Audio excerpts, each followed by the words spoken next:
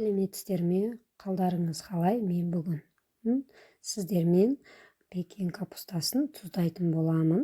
Менің рецептім сізге ыңғайлы болу керек. Ол үшін сіз бүгін менің каналыма тіркеліп, осы видеоны соңына дейін көруге кеңес беремін.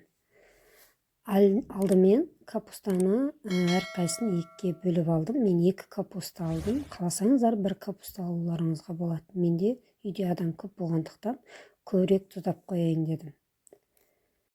Әр капустаны екіге бөліп алып, бұны жақсылап тазалап алуымыз керек.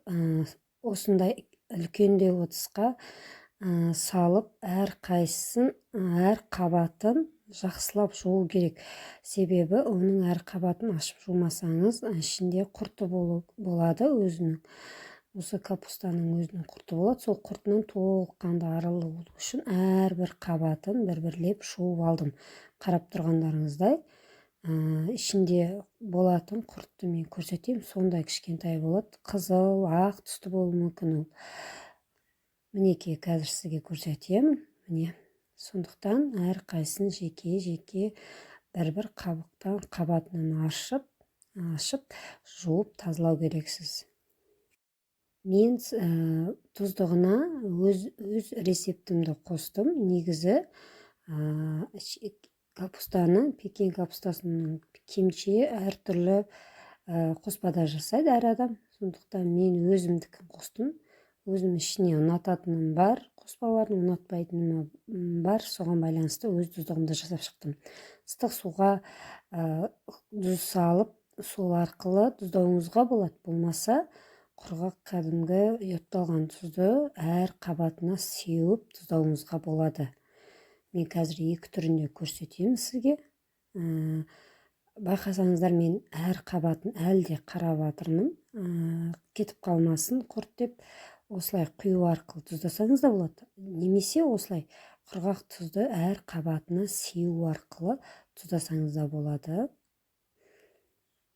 Міне мен барлық 40 қабатымды тұздап болдым. Енді оның бетін жауып 2,5-3 сағатқа қалдырсаңыз болады. Мен 3 сағатқа қалдырдым.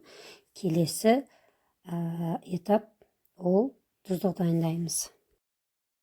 Үшін 4 пияз және 2 чеснок жуып тазалап қабағынан ажыратып алдым да, осылай ұсақтап турап, оны блендерге салдым. Сол кезде езбе сияқты болып шығады. Блендерге жақсылап ұсақтап салып, болғаннан кейін оны мен осылай кең ыдысқа құйып, тұздық дайындау барысына кірістім.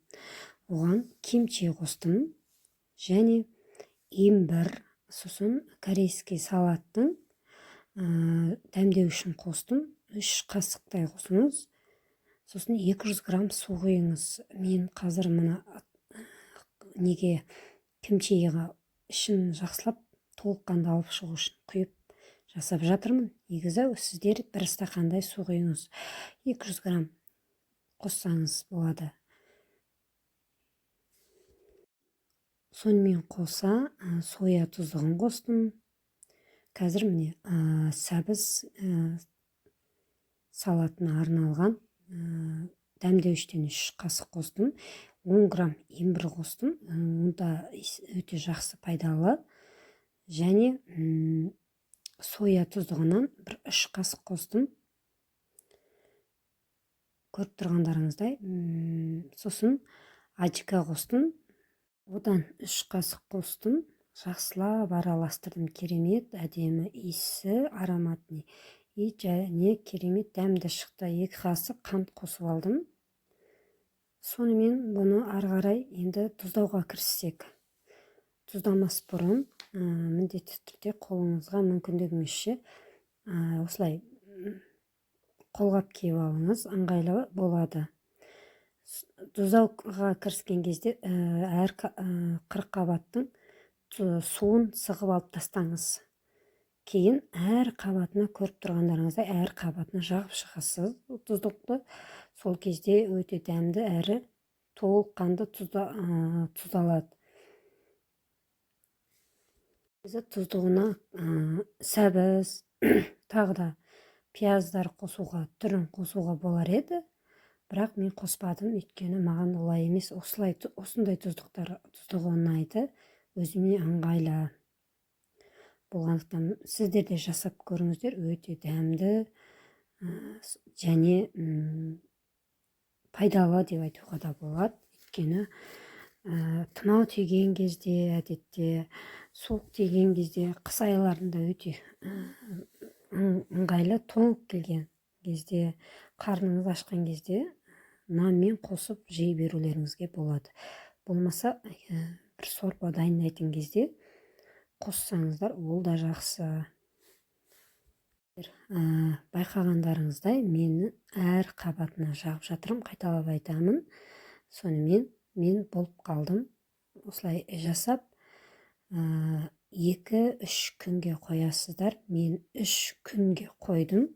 Бетін жауып, нығыз бетін жауып, және қараңғы жерге қойып қойыңыздар. Өйткені қазір мен дайындап жатқан мезгілім жаз мезгілі болғандықтан, жерге цемент болса, немесе салқындау жер болса, сонда қойыңыздар. Холодильникке қоймаймыз бұны бірден. 3 күннен кейін барып жеуге дайын болған кезде холодильникке қойсаңыздар болады. Сіз менің каналыма тіркелмеген болсаңыз, міндетті түрде тіркеліп, қоңыраушаны басып қойсаңыз болады. Және мен сіздерге басқа да видеоларымды көруге ұсынамын. Өте керемет, көп түрлі тағамдар пісіріп, дайын рецептілері мен дайын салынған. Мінекей менің пекин капустасынан дайындалған, тұздалған тағам дайын болды. Өте керемет. Мен Гүлнұр. Бүгінгі еңбегім үшін лайк басып, өз пікіріңізді жаза кетіңіз. Менің жасаған рецептім сіздерге ұнайтынына сенімдімін. Жасап көріңіздер. Назарларыңызға рахмет. Сау болыңыздар.